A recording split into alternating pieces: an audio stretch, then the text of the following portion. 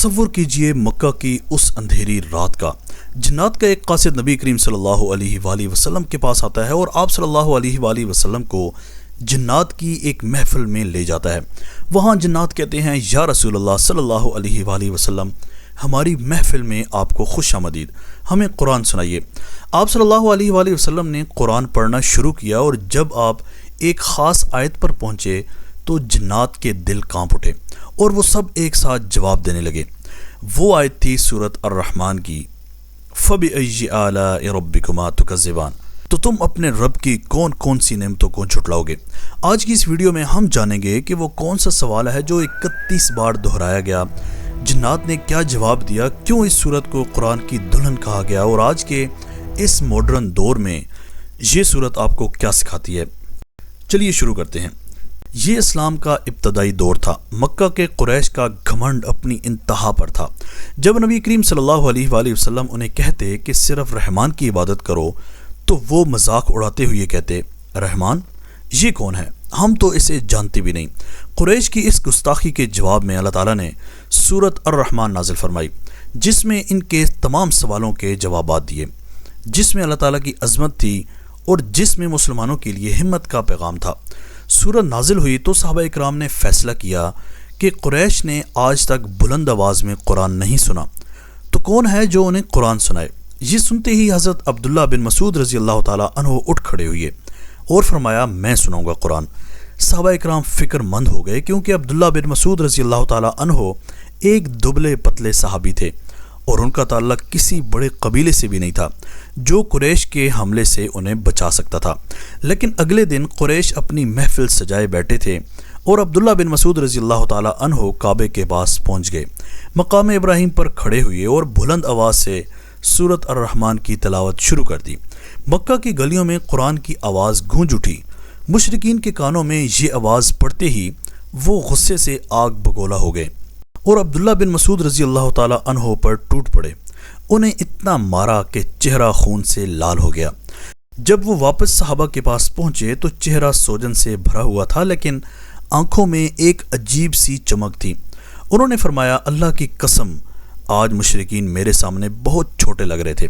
پیارے دوستو، یہ سورۃ الرحمن کی طاقت تھی۔ جسم کمزور تھا لیکن ایمان چٹان سے بھی زیادہ مضبوط۔ ایک بار رسول اللہ صلی اللہ علیہ وآلہ وسلم نے صحابہ کے سامنے سورۃ الرحمن کی تلاوت فرمائی۔ جب آپ صلی اللہ علیہ وآلہ وسلم خاموش ہوئے تو صحابہ بھی خاموش تھے۔ پھر آپ صلی اللہ علیہ وآلہ وسلم نے فرمایا کہ میں نے لیلۃ الجن یعنی جنات کی رات میں یہ سورت جنات کو سنائی تھی، تو وہ تم سے بہتر جواب دینے والے تھے۔ جب بھی میں اس آیت پر پہنچا، فَبِأَيِّ آلَاءِ رَبِّكُمَا تُكَذِّبَانِ، تو جنات نے جواب میں کہا کہ اے ہمارے رب، ہم تیری کسی نعمت کو نہیں جھٹلاتے اور ساری تعریفیں تیرے لیے ہیں۔ سورۃ الرحمن میں اللہ تعالیٰ اپنی بے شمار نعمتیں یاد دلاتا ہے اور پھر جنات اور انسان سے 31 بار یہ سوال کرتا ہے، فَبِأَيِّ آلَاءِ رَبِّكُمَا تُكَذِّبَانِ، تو تم اپنے پروردگار کی کون کون سی نعمتوں کو جھٹلاؤ گے؟ یہ سوال اس لیے نہیں کہ اللہ تعالیٰ کو جواب کا نہیں پتہ، بلکہ یہ سوال اس لیے تاکہ ہمارے اندر اللہ تعالیٰ کی نعمتیں ماننے کا جذبہ پیدا ہو۔ اور ایک عجیب بات، کچھ تحقیقات اس بات کی طرف اشارہ کرتی ہیں کہ انسان کی ریڑھ کی ہڈی سے نکلنے والی اعصاب کی تعداد بھی 31 ہے، جو جسم کے مختلف حصوں سے جڑی ہوئی ہے۔ جب سورۃ الرحمن کی یہ آیت بار بار پڑھی جاتی ہے تو یہ انسان کو اللہ تعالیٰ کی نعمتیں یاد دلاتی ہے، اس لیے یہ سورت غرور اور تکبر کو توڑ دیتی ہے۔ پیارے دوستو، پورا قرآن ایک معجزہ ہے، لیکن سورۃ الرحمن میں کچھ ایسے معجزات اشارے ہیں جو انسان کو حیران کر دیتے ہیں۔ سورۃ الرحمن کی آیت 19 اور 20 میں ہے، اس نے چلائے 2 دریا جو آپس میں ملے ہوئی ہیں، لیکن ان کے درمیان ایک پردہ حائل ہے جس سے وہ تجاوز نہیں کرتے۔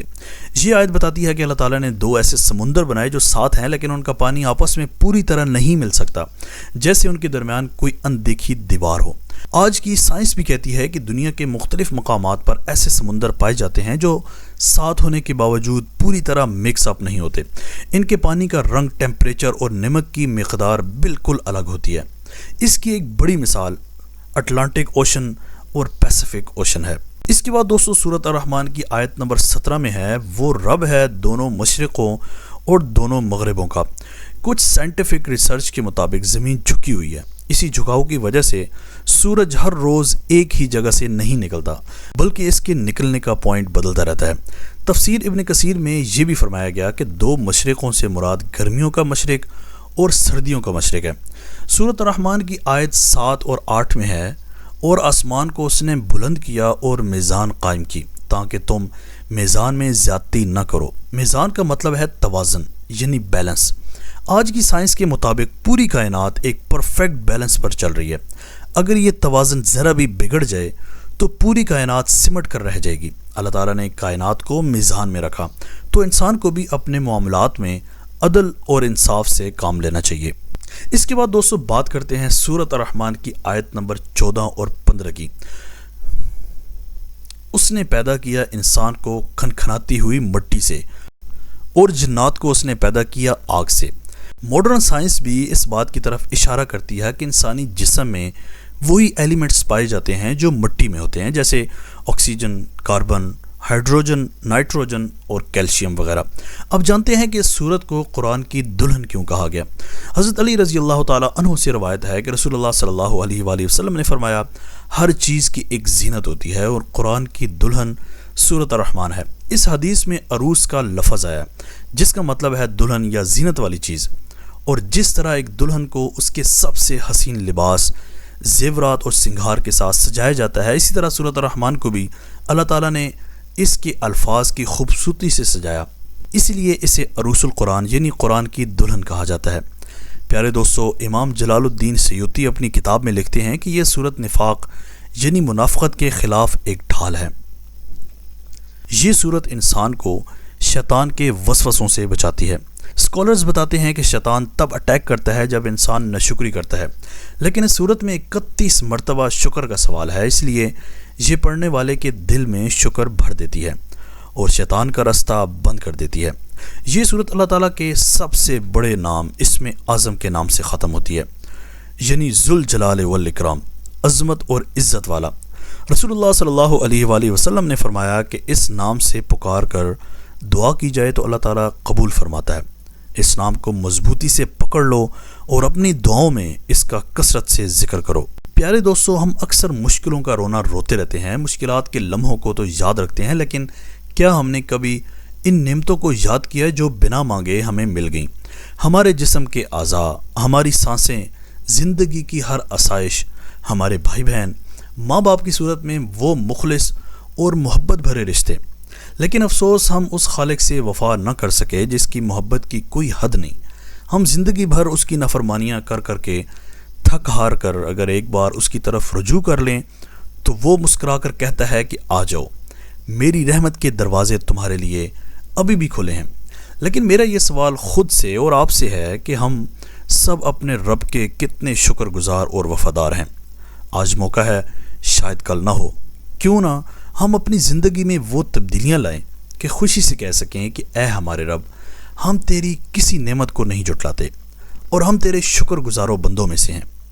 اور یاد رکھیے، ہم سب مسافر ہیں اور مسافر کبھی راستے کے پتھر پر اپنا نام نہیں لکھتا۔ آج جب آپ سونے جائیں تو صرف 10 منٹ کے لیے سورۃ الرحمن پڑھیں یا ہیڈ فون لگا کر سنیں، اور جب بھی یہ آیت آئے فَبِأَيِّ آلَاءِ رَبِّكُمَا تُكَذِّبَانِ تو ان نعمتوں کو ضرور یاد کریں جو اللہ تعالیٰ نے آپ کو بنا مانگے عطا فرمائی، لیکن آپ کا دھیان ان کی طرف کبھی گیا ہی نہیں۔ اور میں یقین کے ساتھ کہتا ہوں کہ اگر آپ ایسا کریں گے تو اندر ہی اندر ایک الگ ہی سکون محسوس کریں گے۔ امید ہے اپنا قیمتی وقت اس ویڈیو میں دینے کے بعد آپ نے کچھ نہ کچھ ضرور سیکھا ہوگا۔ اس ویڈیو کو ان لوگوں تک ضرور پہنچائیں جنہیں اس وقت اس کی ضرورت ہے، کیا پتہ آپ کے ذریعے کسی بھٹکے مسافر کو منزل کا راستہ مل جائے۔ کمنٹ سیکشن میں ضرور بتائیں کہ آپ نے اس ویڈیو سے کیا سیکھا اور اگلی ویڈیو آپ کس ٹاپک پر دیکھنا چاہتے ہیں۔ ہم ملتے ہیں اگلی ویڈیو میں، تب تک کے لیے اللہ حافظ۔